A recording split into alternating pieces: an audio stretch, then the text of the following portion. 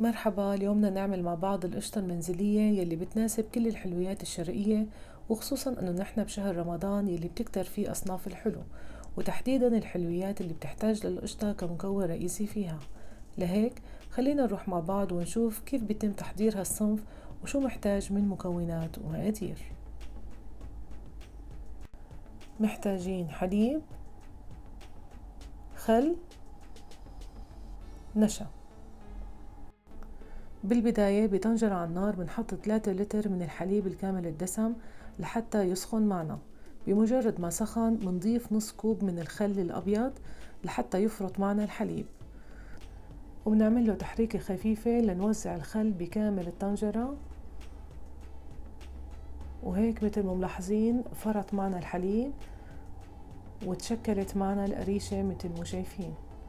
بس هلأ نحن ما بنحاول نلمها لحتى تصير معنا المي شفافة، بنتركهم على النار لحتى تتشكل معنا أكبر كمية ممكن من القريشة. لاحظوا هلأ كيف المي صارت شفافة، فصل الحليب. هلأ بهالمرحلة فينا نلم كل القريشة ونستخلصها من المي ونحاول نصفيها قد ما فينا، وهيك لنخلص كل الكمية. وفيكم كمان تحطون مصفاية، هذا الشي بيرجع لكم، بس أهم شي إنه نصفي القريشة قدر الإمكان من المي يلي بتنز منها مثل ما ملاحظين بهذا الشكل. نضغط عليها، وهي الكمية اللي حصلناها من 3 لتر من الحليب. بطنجرة تانية بنحط لتر من الحليب كامل الدسم وبنضيف عليه كوب من النشا، وبنحرك على البارد ليدوب معنا كل النشا. وبعدين بنحط طنجرتنا على الغاز على درجة حرارة عالية وبنستمر بالتحريك هيك لينطبخ معنا الحليب ويسمك ونصل لهالمرحلة من السماكة.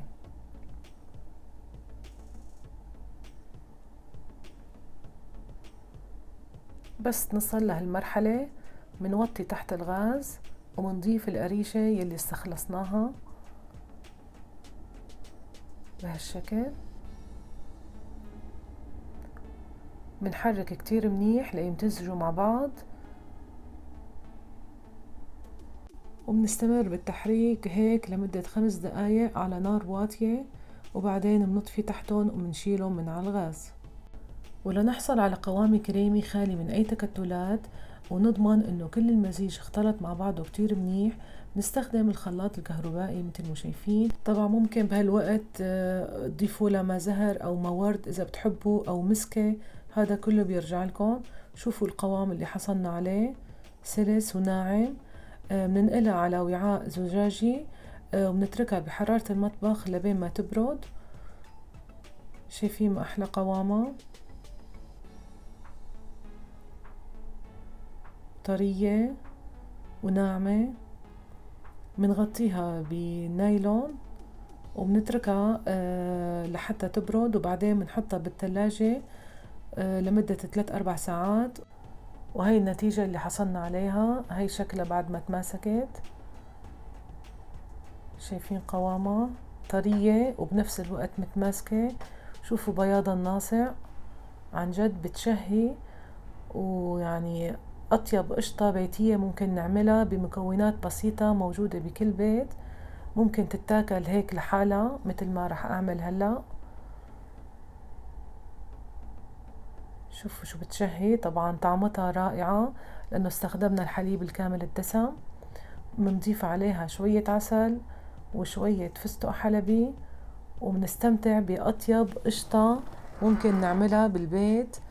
وطبعا مثل ما لاحظتوا ما ضفنا سكر للقشطة لأنه رح نستخدمها بالحلويات، وأغلب الحلويات رح نضيف لها قطر. وعادة القشطة العربية بتكون دلعة من دون سكر، وبنعمل فيها المدلوقة، حلاوة الجبن، زنود الست، العصملية، قطايف بعصفيري. وهي كانت وصفتنا لليوم، بتمنى تكون عجبتكم وبتمنى انكم تجربوها. لا تنسوني من اللايك والسبسكرايب وضغط زر الجرس ليصلكم كل شي جديد رح نزله إن شاء الله. باي باي.